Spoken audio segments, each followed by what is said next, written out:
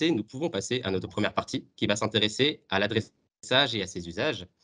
Et je suis heureux de pouvoir passer la main directement à Christelle qui va pouvoir dans un premier temps se présenter un peu mieux que je n'ai pu le faire et par la suite répondre à mes questions. Christelle Papillon-Violet, je dirige l'unité d'affaires efficacité territoriale au sein de la Poste Nouveau Service. Et à partir des données territoriales et notamment de l'adresse, nous développons des solutions pour les collectivités pour les aider à mieux connaître leur territoire et à mieux piloter les politiques publiques sur le territoire. Très bien. Merci Christelle. Dans un premier temps, j'ai une première question pour vous, à savoir aujourd'hui pourquoi nous parlons d'adressage et cette question couplée à une autre, à savoir si ce n'était pas désuet aujourd'hui au XXIe siècle de parler d'adressage. Alors non, c'est toujours extrêmement d'actualité de parler d'adressage de nos jours parce que l'adresse, c'est vraiment un élément très important pour favoriser l'attractivité des territoires. Et ça à plusieurs titres. D'abord, la qualité de l'adresse, elle est indispensable pour faire bénéficier tous les citoyens du même niveau de service et des mêmes conditions de sécurité.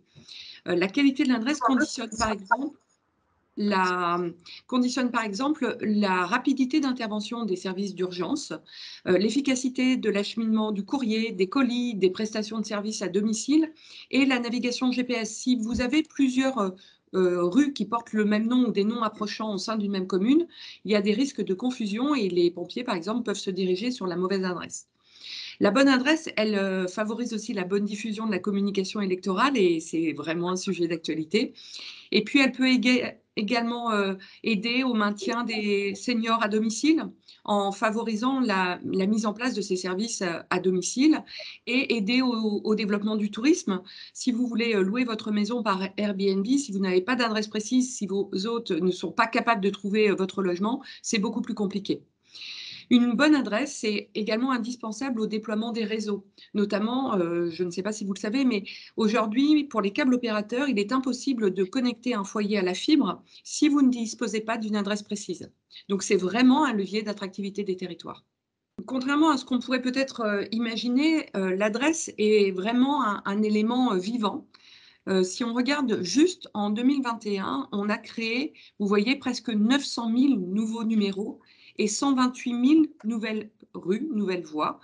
Pour vous donner un point de comparaison, en 2018, on avait créé 78 000 nouvelles voies. C'était déjà une année exceptionnelle. Donc, on a actuellement un grand dynamisme de l'adresse. Et ça, c'est lié à deux éléments notamment. Le premier, c'est le déploiement de la fibre en France. Comme je vous le disais, aujourd'hui, pour pouvoir bénéficier d'une connexion à la fibre, vous devez disposer d'une adresse précise, c'est-à-dire un numéro dans la voie. Et c'est ça qui encourage les maires à procéder aujourd'hui à la dénomination et la numérotation de leur commune. Le deuxième élément, c'est que depuis le vote de la loi NOTRe en 2015, on assiste vraiment à un regroupement des communes au sein de communes nouvelles. On est désormais moins de 35 000 communes en France, 34 965. Depuis 2015, il y a plus de 2500 communes qui se sont regroupées en à peu près 800 communes nouvelles, un peu moins de 800 communes nouvelles. Et donc, quand on procède à ces regroupements de communes, il y a aussi besoin de renommer notamment des rues, parce que 2/3 des communes de France aujourd'hui ont une rue de l'église. Donc, quand vous regroupez plusieurs communes, vous vous retrouvez avec plusieurs rues de l'église au sein d'une commune nouvelle. Et donc, ça nécessite de renommer ces rues pour faciliter l'intervention des secours et l'acheminement du courrier, par exemple. Malgré tous ces efforts, c'est-à-dire malgré ce nombre considérable de numéros et de voies qui sont créés chaque année, il y a encore en France près de 2,3 millions points bâtiments qui ne disposent pas d'adresse précise, donc qui n'auront par exemple pas accès à la fibre ou qui peuvent être plus difficiles à trouver pour les services de secours. Et ça, c'est un vrai souci aujourd'hui pour notre activité en France, puisqu'on estime que la non-qualité de l'adresse en France coûte à l'activité économique environ 0,5 points de PIB, c'est-à-dire 12 milliards d'euros chaque année. Très bien. Christelle, avant d'aller plus loin, je veux juste demander à nos participants si tout le monde voit bien le diaporama qui est projeté en ce moment. Oui, Oui. bien. Oui? OK, super.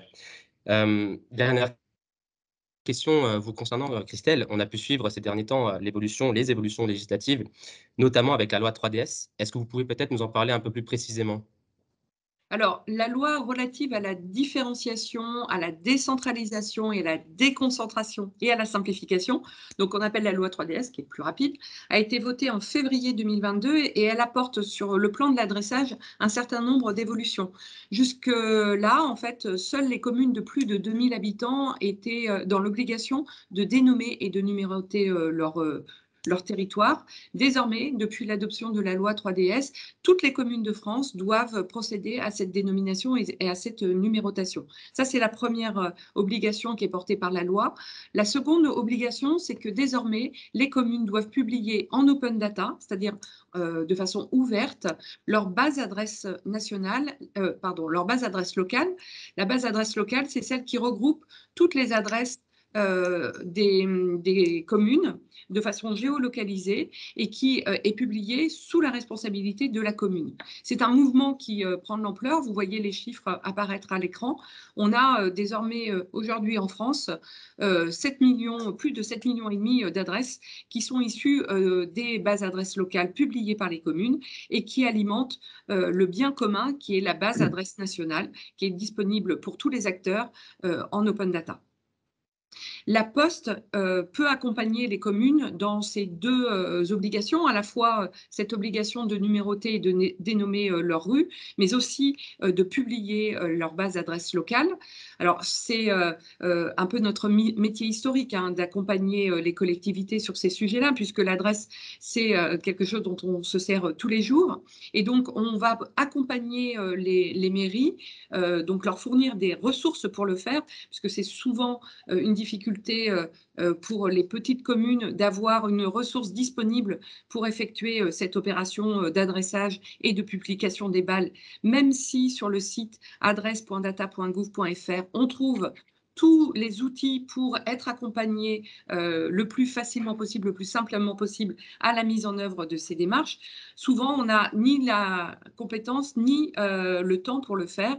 Et donc, la Poste peut vous accompagner à la fois pour fiabiliser l'adressage de votre territoire, c'est-à-dire de diagnostiquer la qualité de l'adresse sur votre commune, et puis de résoudre tous les problèmes qui peuvent se présenter à vous, créer de nouvelles rues, modifier le nom des rues quand on a des noms approchants, supprimer certaines vues ou numéroter des voies.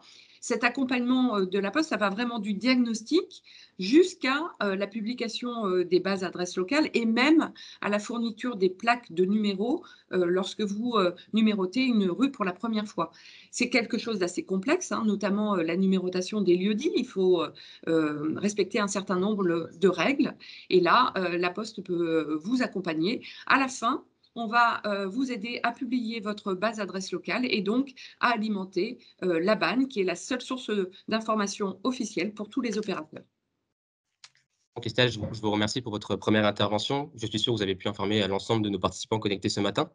On va poursuivre dans un second temps avec Benoît Robuchon. Comme j'ai pu introduire dans mon programme, Benoît va pouvoir nous parler de l'accompagnement qui a été réalisé par la Poste Groupe Grand Est, tout simplement concernant le projet de qualité d'adressage. Bonjour à toutes et bonjour à tous. Donc, je me présente, je suis Robuchon Benoît, marié, 53 ans, donc j'ai 2 enfants et je travaille donc à la mairie de Plainfin en tant qu'adjoint chargé de l'urbanisme, de l'environnement durable et de l'habitat. Donc pour moi, c'est une première, car ce n'est pas évidemment mon métier à temps plein. Et donc, nous avons mis un gros dossier en charge avec la Poste au niveau de l'adressage, comme le disait Christelle, sur cette commune de Plainfin.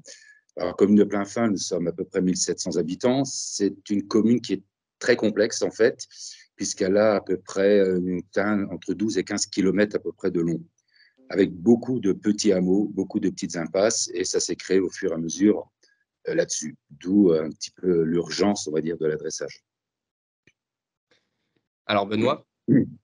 première question, vous concernant, peut-être une question assez simple, mais pourquoi vous êtes-vous lancé dans un projet de qualité de l'adressage dans votre commune? Alors, en fait, ça s'est venu un petit peu suite à une demande pas mal de la population, puisqu'on s'est rendu compte qu'il y avait plusieurs choses. Donc, sur la commune de Plainfin, c'est une commune qui marche énormément avec le tourisme, puisque on est proche du Ballon des Vosges, etc. Donc, il y a eu énormément de développement. Le premier développement, évidemment, c'est ce qu'on appelle le e-commerce. Alors, le e-commerce, c'est très important, puisqu'on avait des estafettes et des camions, en fait, qui rentraient dans des impasses qui étaient mal nommées. Et c'était très, très compliqué, puisqu'il y avait des marches arrière, et au niveau sécurité, c'était totalement impossible. Donc là, au niveau colis qui n'arrivaient pas à destination, les particuliers commençaient à se plaindre un petit peu. La deuxième chose, évidemment, je le mettrai plus en avant, c'est les secours. Tout ce qui est ambulance, pompiers, etc. Aujourd'hui, les pompiers de Plainfin, malheureusement, il n'en reste plus beaucoup. Ils ne sont pas souvent en déplacement.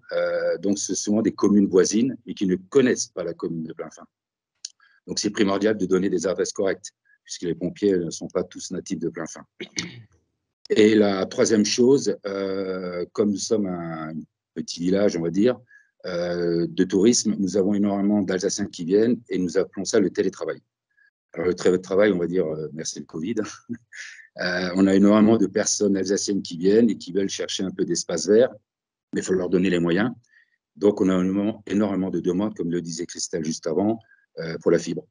Et si on n'a pas une bonne adresse, on s'est renseigné, la fibre ne viendra pas à notre maison. Donc là, on a eu énormément de demandes de particuliers qui sont venus nous voir quand est-ce qu'on faisait ça correctement, les adresses. Donc voilà, donc la démarche était là, elle était, on va dire, obligatoire d'un côté, oui, comme le disait Christelle, mais on va dire beaucoup plus urgent pour nous. C'est pour ça que ça fait à peu près 1 an que nous sommes sur ce dossier-là. Alors afin de rassurer nos participants connectés ce matin, Benoît, est-ce que ce projet, s'est fait simplement finalement? Alors, simplement, on va dire, c'était complexe. Quand demain, on nous demande de changer l'adressage d'une commune de 1800 habitants à peu près, c'est pas simple. Plainfin a un lourd passé, donc les anciens sont là. Donc nous avons fait appel à la Poste, évidemment, qui, avec leur expertise, m'a beaucoup aidé. Hein. Donc, si vous voulez, le travaux au début était complexe. La Poste soulève ce qu'on appelle des anomalies. Donc, nous travaillons énormément avec Géoportail. On ne va pas se cacher, on zoom, on travaille avec Géoportail. Donc, ça nous aide beaucoup avec la Poste. Et à partir de là, nous avions obligé de redéfinir correctement ce qu'on appelle une impasse, une ruelle, et faire bien la différence entre tous ces noms. Une rue ou un boulevard. Bon, un boulevard à plein fin, je vous rassure, il n'y en a pas, mais bien nommé. Et ça, c'est important. Je veux dire, c'est vraiment la base de dire qu'un camion ne peut pas rentrer dans une impasse. Vous voyez, s'il voit le mot impasse, ça va bloquer. Donc, la Poste nous a énormément aidé là-dessus, puisqu'on a redéfini toutes les zones de la commune de Plainfin. Voilà, donc ça, c'est la première chose. À partir de là, mettre en place et la communiquer. Alors, j'ai voulu un petit peu innover. C'est là que j'ai fait ce qu'on appelle une réunion publique. On a la chance d'avoir un beau cinéma sur la commune, 200 places. Donc, j'ai fait une réunion publique que j'ai mis avec beaucoup de publicité. J'ai eu pas mal de participants, donc je suis content. On était à peu près une centaine qui se sont déplacés, 100, 150 sur la commune, donc c'est déjà chouette. Et à partir de là, on les a rassurés, toujours avec l'aide de la Poste. On leur a tout expliqué. Il y a eu un grand échange de questions et tout, et je pense qu'on a un petit peu rassuré. Et ça, franchement, c'est primordial au niveau d'un changement d'adressage au niveau d'une commune. C'est la base, c'est la communication. Deuxième chose, j'ai voulu mettre en place une urne. En fait, j'ai laissé une urne pendant 2 à 3 mois dans le hall d'entrée de la mairie, tout simplement. Et j'ai constaté qu'on mettait des gens. Parce qu'en fait, avec le lourd passé de Plainfin, les anciens, j'ai vu, le retour que j'avais, c'était moi, je veux garder ma rue, c'était voilà, je veux garder mon passé, moi, je ne veux pas changer, j'ai peur. Qu'est-ce que je dois faire? Enfin, énormément de questions qui vont revenir plus tard.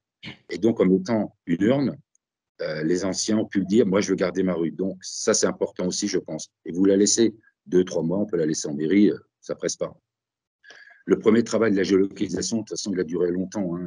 Il faut travailler au moins entre 4 et 5 mois pour faire un truc correct et une chose propre. Et une fois que vous avez défini tous ces rues et toutes ces demandes, bon, ça suit son cours, on peut dire un petit peu, quoi. On rassure, voilà. La base, c'est de rassurer la population. Troisième chose, pour impliquer on va dire les adultes, nous avons 2 écoles sur Plainfin et j'ai impliqué les élèves. C'est-à-dire en impliquant les élèves, j'ai dit je vais toucher forcément les adultes, d'où l'importance de l'adressage. Donc j'ai demandé aux élèves, je leur avais donné à chaque école, on va dire un quartier historique de Plainfin, pour travailler sur l'histoire. Donc j'ai convoqué les 2 directrices et les directrices d'école ont travaillé sur l'histoire de Plainfin. C'est-à-dire, j'ai demandé, nous, c'est les papeteries, c'est le textile un peu plus haut, c'est les filatures, etc. Donc, ils ont travaillé sur les anciens quartiers. Les directrices étaient ravies. Les instituts ont vraiment, vraiment joué le jeu. Parce qu'il y a le travail de français, il y a le travail d'écriture, il y a de l'histoire, il y avait de la recherche.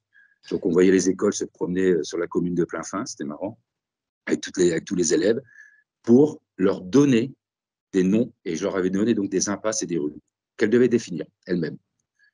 Alors après, l'important, c'est bien sûr, c'est essayer de les garder pour faire jouer les élèves là-dessus. Donc voilà, j'ai essayé d'impliquer un maximum de monde sur cette commune de Plainfin en jouant sur un peu tous les tableaux pour vraiment rassurer et communiquer là-dessus. Et ça a fonctionné, ça a très bien fonctionné. Alors vous avez déjà un peu répondu à la suite de vos derniers éléments de réponse, mais la suite à Plainfin, vous l'imaginez comment? Alors, la suite, donc là, elle est en cours, en fait. Ça fait déjà 1 an que je suis en collaboration avec la Poste. Donc, à l'heure actuelle, le dossier rue, impasse et tout ça est fini. J'ai donné le grand livre à la Poste pour qu'ils travaillent maintenant de leur côté pour actualiser tout ça sur les sites nationaux, etc. Et donc, la suite, c'est la mise en place des plaques, des rues, avec tout ça. Et pareil, je vais essayer d'un petit peu de changer, toujours pour assurer. J'avais proposé à la mairie, on va le jour, on a mis tout ça en place, je pense pour octobre ou novembre, on devrait être prêt. J'ai prévu une après-midi un petit peu, on va dire, officielle, dépose de plaques avec les écoles, évidemment, puisqu'on a retenu leurs noms. Donc les élèves sont ravis. Je les ai annoncés officiellement qu'il y avait des noms, des impasses retenus et choisis par les élèves. Donc ça, je trouve ça génial de dire à un enfant qui est sur Plainfin dans 20 ans, il va dire c'est papa, c'est moi qui ai donné cette rue. J'essaie d'officialiser un petit peu la chose avec une dépose de plaques officielle, donc bien sûr avec les élus, les élèves, la Poste, que j'inviterai évidemment. Voilà, un petit pot de petite chose officielle, parce que on va dire, clôturer un peu ce dossier de l'adressage pour finir en beauté, quoi, pour officialiser la chose. Bien, Benoît, je vous remercie pour l'ensemble de vos informations. J'ai pas de doute sur le fait que vos différents projets auront inspiré les différentes personnes connectées ce matin. On va poursuivre dès Merci. à présent avec notre dernière présentation, notre dernière intervention sur notre première thématique de l'adressage et de ses usages. Je vais vous enlever de l'évidence, Benoît. Oui. Je vois qu'il y a déjà des mains qui sont en train de se lever. On fait notre dernière intervention avec Sylvain Denoyel et par la suite, on pourra poser des questions. L'adressage est l'affaire de tous et certainement pas, Sylvain ne va pas nous contredire, j'en suis certain. Sylvain va nous parler effectivement, de l'importance de la qualité de l'adressage pour nos services de secours. Alors, comme pour Christelle, comme pour Benoît, je vais vous laisser la parole afin de vous présenter, Sylvain. Je vais vous mettre en évidence et je vous poserai quelques petites questions. Bonjour Marc. Bonjour Voilà, Sylvain, eh bien, allez-y. je ne vais pas vous contredire. Super. Donc Sylvain Denoyel, j'ai le plaisir de présider le conseil d'administration du SDIS, service départemental d'incendie et de secours de la Meuse. Donc j'ai également d'autres mandats. Je suis maire de Nonsard-la-Marche, une commune de 200 habitants située au pied du lac de Madine, président d'une communauté de communes, Côte de Meuse-Wavre, dans les Côtes de Meuse, donc et conseiller départemental. Et c'est à ce titre que je préside le SDIS de la Meuse. Le SDIS de la Meuse, c'est 1200 pompiers volontaires, 75 pompiers professionnels, répartis sur 43 centres de secours pour à peu près 13 000 interventions par an. Alors Sylvain, première question, vous concernant, puisqu'on va parler des services de secours. Comment ça se passe concrètement pour les services de secours? À partir du moment où le parcours entre le moment où la personne va appeler les secours et les secours vont venir chez lui? Alors comment ça se passe? Ça peut se passer différemment d'un département à l'autre et le système est évolutif. Actuellement, pour la Meuse, lorsqu'une personne compose le 18 pour appeler les pompiers, elle tombe sur le CTA, le centre de traitement de l'alerte, qui est un des services du SDIS.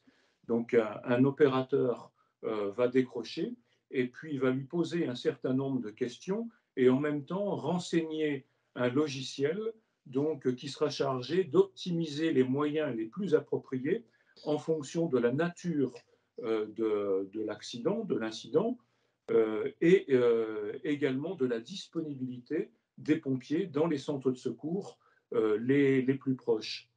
Alors ce système d'alerte est en cours de changement, il est vieillissant.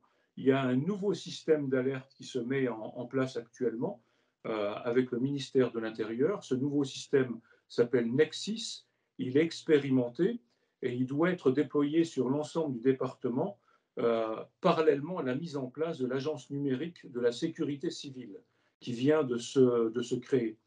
Et la réflexion également donc, concernant l'alerte est celle de proposer un numéro unique. Ça fait longtemps que l'on en parle parce que entre le 18 pour les pompiers, le 15 donc pour le SAMU, le 17 pour police secours, il est expérimenté le numéro 112 et on parle de plateforme unique pour harmoniser donc les systèmes d'alerte. Donc système en pleine évolution. Alors juste tout simplement pour situer toute l'importance de la qualité de l'adressage, hein, pour les services de secours, est-ce que vous avez des exemples plus ou moins dramatiques à nous démontrer, en fait, tout simplement? Des Et on peut exemples plus ou moins dramatiques, heureusement pas d'exemples dramatiques. Donc des exemples avec des témoignages qui rapportaient un certain nombre de retards, des retards qui auraient pu avoir des conséquences extrêmement graves. Une habitation mal indiquée, une entrée usuelle qui n'est pas l'entrée principale ou qui ne correspond pas à l'adresse, une homonymie, un nom de rue le, pour des villages qui ont fusionné et qui portent le même nom de rue, Christelle l'évoquait en préambule, des imprécisions.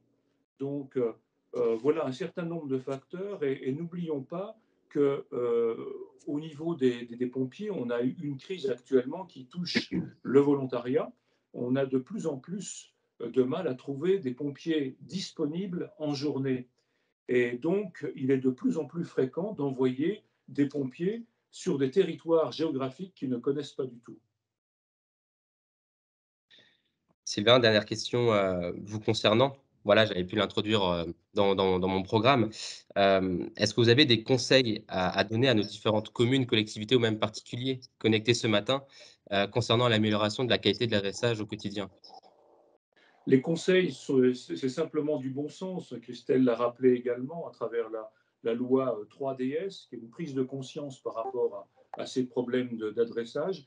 Il est de la responsabilité du maire de donner les noms des rues et de les signaler, et de la responsabilité des habitants d'indiquer le numéro. Donc, les maires doivent préciser aux services de secours également, quand c'est le cas, donc s'il y a un nom d'usage d'une rue, si une rue porte un nom de personne, mais que dans l'usage, c'est la rue qui mène à un port, à un établissement, à un monument spécifique, c'est important de le préciser. Voilà, et n'oublions pas également une chose, c'est que la sécurité des gens, c'est évidemment une priorité, mais les gens sont également de plus en plus procéduriers. Donc un retard occasionné pour telle ou telle raison peut entraîner des procédures et des mises en cause. Bien sûr. Sylvain, je vous remercie pour l'ensemble de vos réponses. Ce qu'on va pouvoir faire désormais, je vais vous enlever de l'évidence, Sylvain, c'est qu'on va pouvoir avoir nos premiers temps d'échange avec nos intervenants. Alors, je vais, dans un premier temps, voir si des personnes ont des questions à poser, en direct. N'hésitez pas à lever la main. J'ai vu qu'avant, on avait des mains qui étaient levées.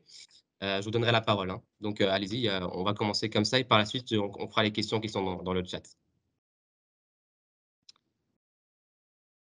Alors, si pas de questions, en direct, on peut directement poser nos questions. Donc, c'est Hélène, hein, qui va directement poser, les questions qui sont dans le chat. Oui, bonjour à toutes et à tous. Alors moi, j'ai déjà une première question qui vient d'être posée, qui est très intéressante, qui concerne le financement de ce travail d'adressage. Donc voilà, il y a déjà plusieurs élus. Il y a une question dans le fil de chat qui concerne les subventions possibles pour ce travail d'adressage. Est-ce qu'il existe des subventions possibles? Et certains élus nous disent qu'ils sont parfois bloqués sur ce travail d'adressage en raison du coût. Voilà. Peut-être une question pour Christelle ou pour Benoît, comment vous avez fait? Comme vous voulez, je peux répondre, si vous voulez, au niveau au sein des communes. Malheureusement, il n'y a pas de subvention. C'est les communes qui prennent tout en charge. Donc, avec la Poste, on fait des dossiers de démarrage, etc. Il y a plusieurs dossiers. Par contre, il n'y a aucune subvention jusqu'à la pose des plaques. Alors, après, c'est vrai que c'est un coût, hein, c'est clair. Mais je veux dire, pour la population, comme de toute façon, ça devient obligatoire, on est obligé d'y passer. Mais il n'y a pas de subvention pour l'adressage. Si je peux compléter, du coup, alors effectivement, pas de subvention, hormis pour les territoires ruraux qui peuvent utiliser la DETPR, Oui, donc oui, dotation pour les territoires ruraux à cet effet. Et puis, moi, je rejoins ce que dit Benoît, hein, c'est que, comme je le précisais, le coût de la mauvaise adresse aujourd'hui, c'est 0,5 points de PIB. Donc, finalement, le fait que l'adresse ne soit pas de qualité, ça a aussi un coût pour la commune.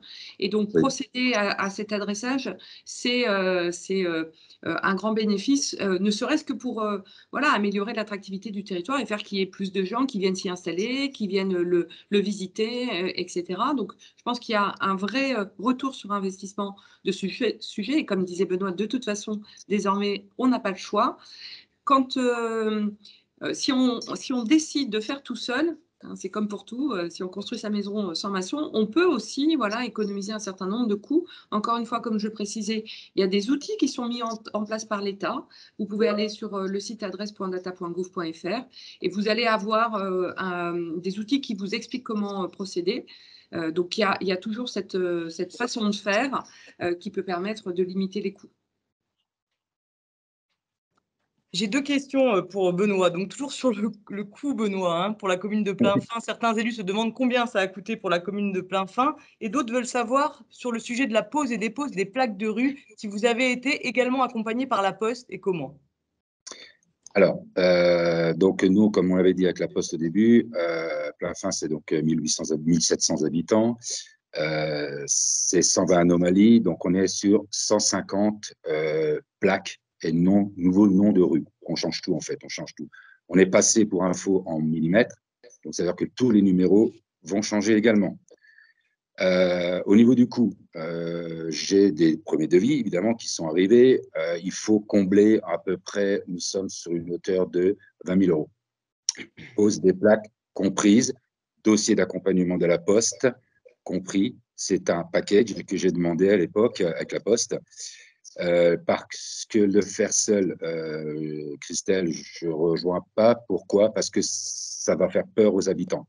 C'est-à-dire que la Poste propose des packages. C'est-à-dire qu'à la fin, une fois qu'on a basculé sur le nouvel adressage, il y a pour assurer des flyers, ce qu'on appelle des flyers, que vous allez remettre dans les boîtes aux lettres. Et ça, je l'ai demandé et exigé même pour assurer. C'est-à-dire que vous avez l'adresse avant et l'adresse après.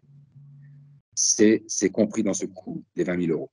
Plus toutes les plaques, plus évidemment tous les numéros. Et je suis à peu près dans 150 plaques et adressages nouveaux.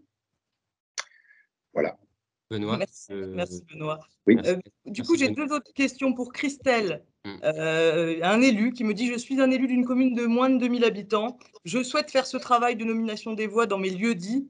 Vers qui puis-je me tourner ?»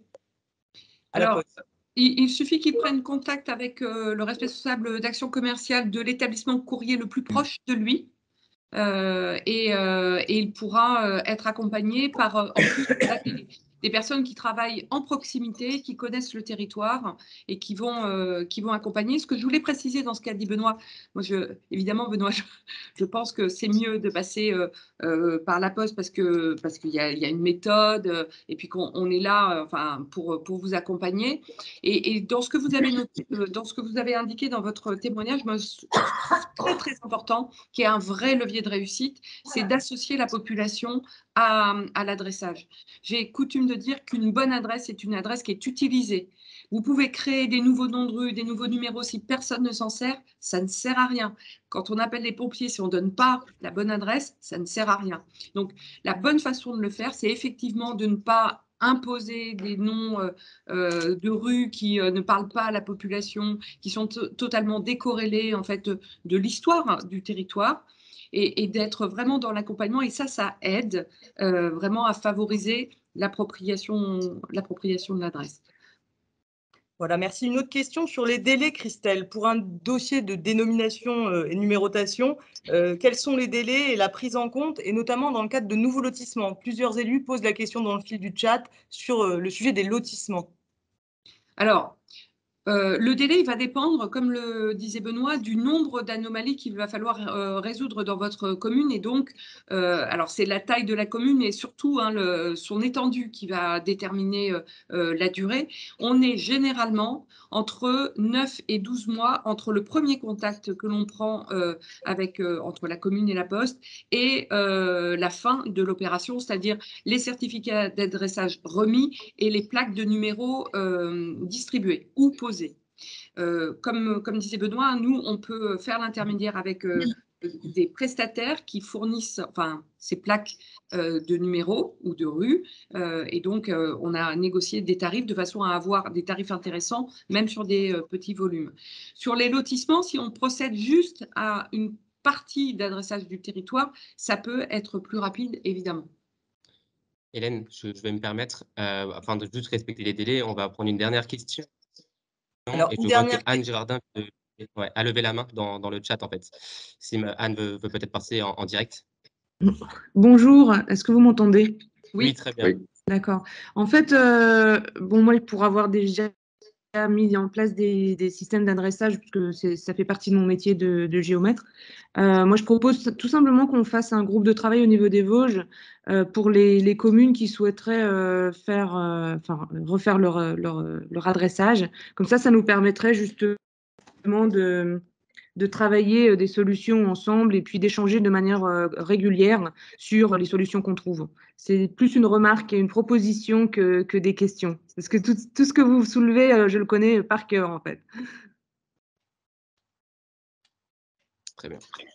Donc ça, c'est tout à fait possible de mettre en place des groupes de travail. Je vois qu'il y a plusieurs associations d'élus, notamment les Vosges, qui le proposent. Donc on a un délégué dans chaque département, comme moi en Moselle, qui pourra prendre contact avec vous pour mettre en place ce groupe. Pour en terminer sur les questions, Marc, peut-être rappeler qu'à la fin de la webconférence, mon adresse mail sera communiquée et toutes les questions, vous pouvez me les adresser et je vous indiquerai le bon interlocuteur dans vos départements respectifs. On a beaucoup de questions au sujet de devis, d'estimation. Évidemment, on pourra vous en proposer et n'hésitez pas à m'adresser un mail que je réattribuerai à la bonne personne, au bon interlocuteur. Voilà.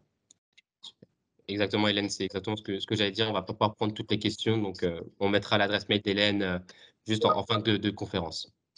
On va pouvoir passer à notre deuxième et dernière partie de notre webconférence et je vais redonner la parole à Christelle, bien la voir. Et on va passer sur notre deuxième partie qui va s'intéresser aux bienfaits de la géo-intelligence des territoires. Pour parler des bienfaits de cette géo-intelligence des territoires, on va se poser la question de connaître son territoire, comment agir sur l'attractivité de son territoire. Alors Christelle, je vais vous redonner la parole afin que vous puissiez nous donner plusieurs éléments concernant ce sujet et nous expliquer comment traiter l'attractivité des territoires aujourd'hui. Oui, alors effectivement, le sujet de notre intervention ce matin, c'est de bien promouvoir l'attractivité de son territoire. Et pour bien promouvoir son territoire, il faut bien le connaître. C'est ça la géo-intelligence des territoires, c'est bien connaître en fait les données territoriales, pouvoir les analyser, pouvoir mieux les appréhender et prendre des décisions à partir de ces éléments. Donc ce que vous voyez à l'écran, c'est que la Poste propose une offre autour de la géo-intelligence des territoires avec une plateforme cartographique où vous allez pouvoir trouver une centaine de jeux de données en open data, qui sont sur votre territoire, qui donnent un certain nombre d'éléments sur votre territoire, des données qui sont issues de l'INSEE, la Bas-Sirène, donc des données socio-économiques, etc. Et vous allez pouvoir croiser en fait ces données qui sont présentes sur notre plateforme avec vos propres données. Donc vous pouvez charger un fichier Excel, dès lors qu'il a une adresse, l'application va directement vous géolocaliser les éléments et vous allez pouvoir ainsi peut-être mieux appréhender votre territoire en croisant des données à la fois publiques, des données issues d'études que vous auriez menées précédemment et que vous allez pouvoir charger en fait dans cet outil-là, et ainsi avoir une vision plus globale de votre territoire. Je voulais donner quelques exemples en fait de à quoi ça peut servir, comme ça de se poser la question de qu'est-ce qu'est mon territoire et comment je peux améliorer l'efficacité de mes politiques publiques. Le premier élément, c'est sur les flux de population. Aujourd'hui, l'INSEE met à disposition les données du recensement tous les 5 ans pour les petites communes. Donc, c'est présent dans l'application dont je vous parle. Mais la Poste vous met également à disposition dans cet outil-là les flux de population tous les mois. Donc, vous avez la possibilité de regarder sur l'an passé comment votre population a évolué. Est-ce qu'ils ont quitté votre territoire? Si oui, pour aller où? Et vous pouvez, au travers de l'outil, comparer votre commune avec celle qui attire le plus votre population aujourd'hui, vérifier que votre offre de service est équivalente, regardez si peut-être il y a plus d'écoles, etc. Enfin, si les moyens d'accès sont plus simples. Donc, tous ces éléments-là sont directement accessibles dans l'outil Géo-Intelligence des territoires. Et donc, vous allez pouvoir comprendre à la fois là où vont vos habitants, mais qui emménage également sur votre territoire, quelles sont les zones, les quartiers les plus dynamiques sur un EPCI, par exemple. Et de cette façon-là, vous allez pouvoir travailler aussi sur l'évolution de vos infrastructures, sur l'évolution de votre carte scolaire, en regardant comment la population évolue. Vous allez pouvoir aussi travailler sur l'évolution de l'implantation des bureaux de vote. Ça aussi, c'est lié au dynamisme démographique. Donc ça, c'est un premier outil, un premier usage des données territoriales, c'est comprendre comment son territoire évolue et adapter ses services, ses infrastructures à cette évolution du territoire. Deuxième élément, c'est sur l'attractivité des commerces. Vous pouvez avoir également dans cet outil la signalisation des commerces vacants. Donc, si dans un EPCI notamment ou dans une grosse commune, vous avez ainsi la photographie des locaux commerciaux vacants. Vous pouvez aussi regarder en fait le turnover, c'est-à-dire la fréquence à laquelle les commerces évoluent sur certains locaux, quelles sont les offres de services qui sont proposées, peut-être les commerces qui manquent dans votre commune. Et de cette façon, vous pouvez décider éventuellement de préempter des surfaces commerciales et de décider à qui vous allez céder le bail pour assurer un meilleur dynamisme de votre centre-ville.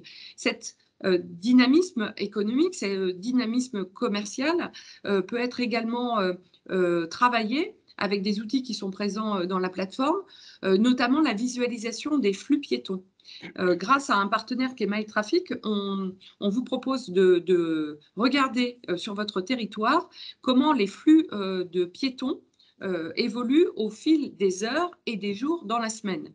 Et vous pouvez mener des expérimentations. Par exemple, vous pouvez décider un samedi, si vous avez une route qui coupe une zone piétonne, vous pouvez décider de fermer cette route un samedi et de regarder comment, par rapport aux autres samedis, la fréquentation des commerces qui sont situés de chaque côté dans la zone piétonne a évolué. Et est-ce que finalement, cette route est un frein ou pas à la fréquentation des commerces dans votre centre-ville? Donc, vous voyez, l'idée en fait de la géo-intelligence et de cet outil, c'est vraiment de façon très simple de vous donner une meilleure appréhension de votre territoire au travers d'indicateurs parfois inédits. Les flux migratoires de population, c'est une donnée nouvelle qui n'existe pas en France. Et donc, à partir de ces éléments-là, mieux comprendre votre territoire et surtout faire en sorte que vos services soient plus adaptés aux attentes de vos citoyens. Merci Christelle pour votre intervention. Ce qu'on peut faire, c'est comme pour notre première partie. Une main levée déjà. Pardon? Madame Lapoirie, je crois, a une question. Ah, très bien. Eh bien, écoutez, je n'avais pas encore ouvert l'onglet conversation. Est-ce que Hélène veut poser la question ou Si Catherine Lapoirie souhaite poser la question en direct, je vois qu'elle est connectée, je la salue. Allez-y, Madame Lapoirie. Oui, bonjour. Bonjour Hélène, bonjour tout le monde. Oui, j'avais juste un petit bémol sur votre... C'est qu'on a de plus en plus de personnes qui ne s'inscrivent pas en mairie, qui ne viennent pas se déclarer. Et ça, c'est de plus en plus fréquent. On se rend compte, donc Oui. du coup, ça perturbe un petit peu les données. Alors, C'est pas la majorité, mais je ne sais pas si d'autres collègues constatent la même chose, mais nous, on le constate. Alors, les données que l'on met à disposition en fait, dans cet outil ne sont pas issues des mairies.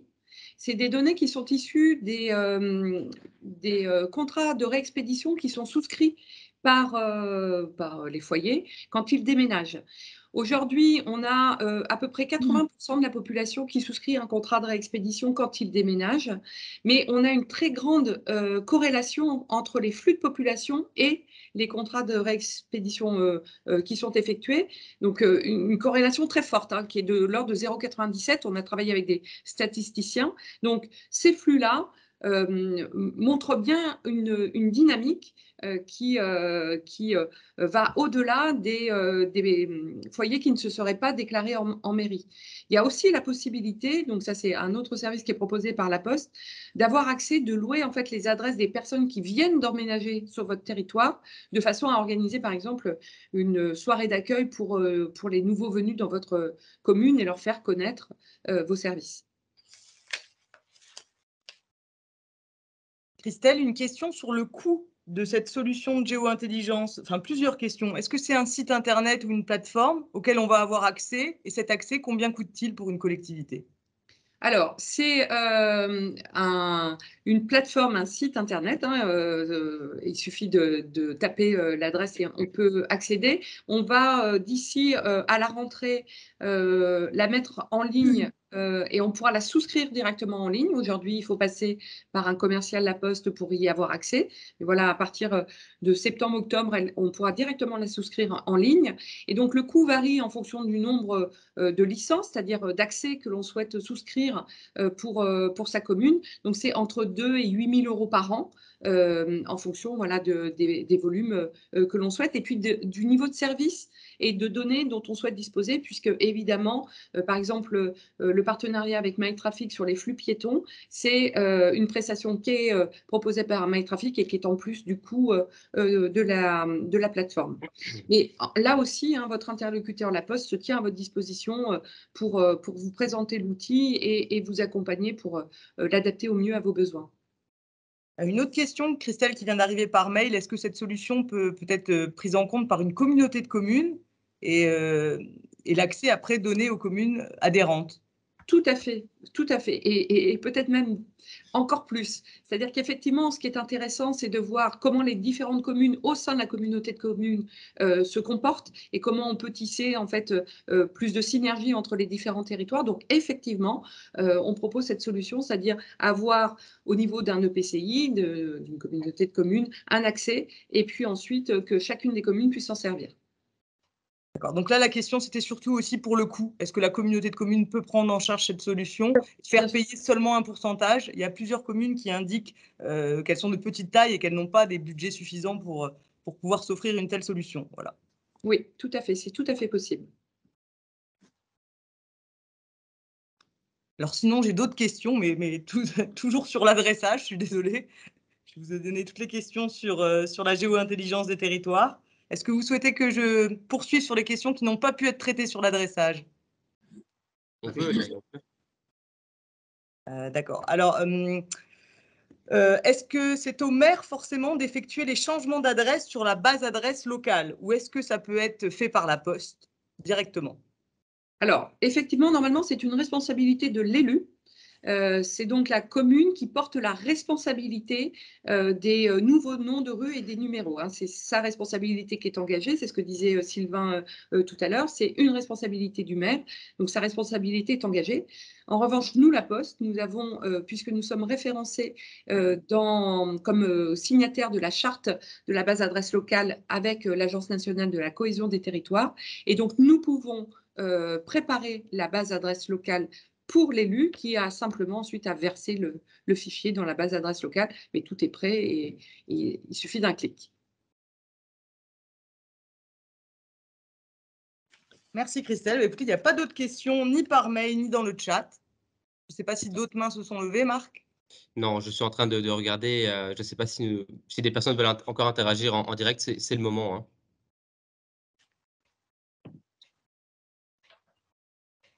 Écoutez, je pense qu'on ne va pas avoir d'autres questions.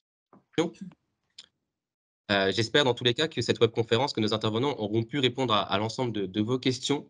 Sachez également que cette webconférence, elle a été enregistrée, hein, donc on va revenir vers vous avec un document avec les différents replays, les différentes interventions. Ça peut toujours être intéressant de réécouter cette webconférence par la suite, à chaud et à froid également.